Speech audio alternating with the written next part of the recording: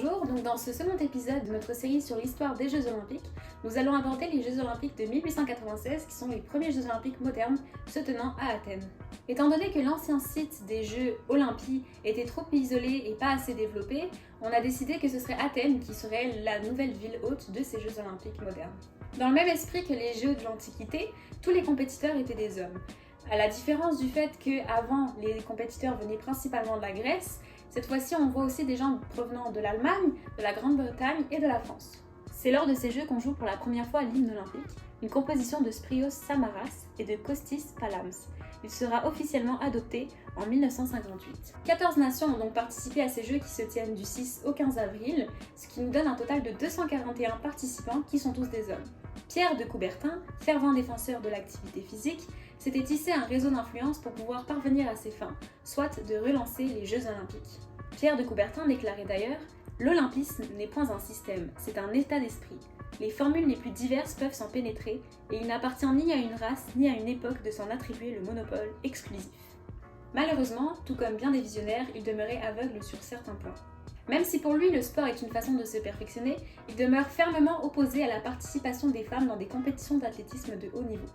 Au fil du temps, le nombre de femmes participant aux Jeux sera multiplié par 6, et ce, même si Pierre de Coubertin demeure président de l'organisation.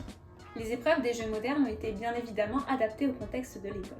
Parmi elles, on retrouve du sport athlétique, de la gymnastique, de l'escrime, de la lutte, du tir à armes de guerre à revolver libre à pistolet, des sports nautiques, de la vélissopédie, des jeux athlétiques comme le tennis, le cricket et le football.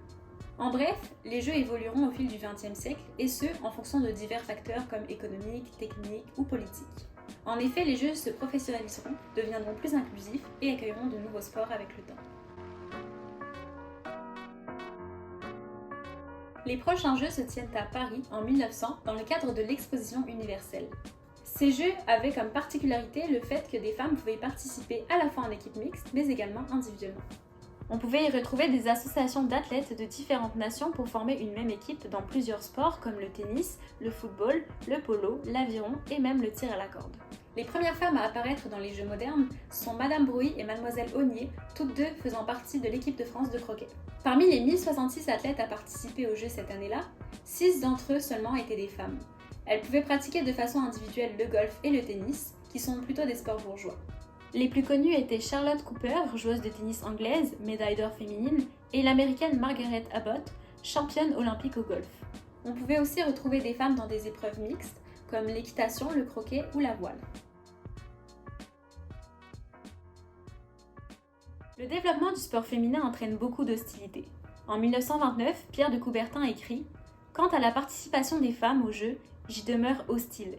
C'est contre mon gré qu'elles ont été admises à un nombre grandissant d'épreuves. » Cela suscite aussi beaucoup d'autres réactions, notamment du poète Sully Prudhomme, qui déclare avoir horreur de tout ce qui tend à subsister la force à la grâce, l'énergie à la douceur, l'adresse à la spontanéité chez la jeune fille, et en général, tout ce que la femme emprunte à l'homme de qualité virile, la dénature et nuit à son charme. Émile Zola déclare être très partisan de tous les exercices physiques qui ne peuvent contribuer au développement de la femme, à la condition bien entendu qu'elle n'en abuse pas. Cet élan d'intégration est vraiment une grande avancée pour les femmes. On verra dans la suite du siècle beaucoup d'autres sports s'ouvrir à elles, et ce malgré la réticence masculine. Malgré des efforts timides pour l'intégration des femmes, la question ethnique reste encore en suspens pour plusieurs années. Mais ça c'est le sujet d'une autre vidéo.